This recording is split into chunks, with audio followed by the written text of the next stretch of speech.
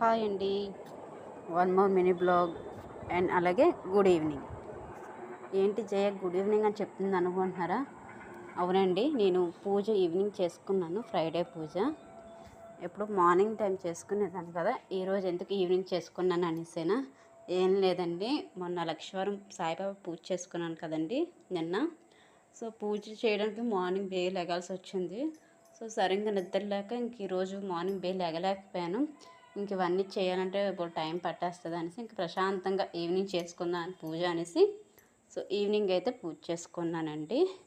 And పిల్లలు అయితే ట్యూషన్కి దేబెట్టేసండి, అందుకే ఇల్లు అంత నీట్గా ఉంది. పిల్లలు ఉంటే అలా ఏదో ఒకటి లాగుతూనే ఉంటారు, నేను అలా సర్దుతూనే ఉండాలి. అండ్ వచ్చేయండి పూజ గది చూపిస్తాను. అండ్ ఇదిగోండి, ఈరోజైతే అమ్మవారిని నేను ఇలా అలంకరించుకున్నానండి. అదండి నిన్న కనకాంబరాలు తీసుకున్నానండి. తీసుకొని ఇలా మాల కట్టుకొని నేను సాయిబాబాకి ఒక దండ వేసి ఇంకో దండ అమ్మవారికి అందించానండి.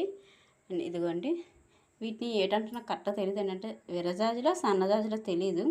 మా ఇంటి పక్క వాళ్ళకి చెట్టు ఉందండి, వాళ్ళ చెట్టు వేరుకొని తెచ్చానమాట ఇందాకే. సో అలాగే ఇదిగోండి, అమ్మవారికి ప్రతి శుక్రవారం నేను ఆవు నెయ్యితో దీపారాధన చేసుకుంటానండి. అదనమాట. ఇదిగోండి, చాలా అందంగా ఉంది కదండి ఈరోజు దేవుడి గది. చాలా పువ్వులు ఎక్కువ ఉన్నాయి కదా, మా వారు కూడా కొంచెం కొని తెచ్చారు నిన్న పూజకి అనేసి. అండ్ అలాగే మొక్కలకి పూసినవి కూడా మందార పువ్వులు వాటిని. అలాగే అమ్మవారికి ఈరోజు ధూపం కూడా వేశాను. ఎలాగ మాకు ఇక్కడ పొయ్యి ఉంది కదండి, బొగ్గులు ఉంటాయి అన్నమాట. ఇంకా ఎలాగ బొగ్గులు ఉన్నాయి కదండి, ధూపం వేసాను అనమాట.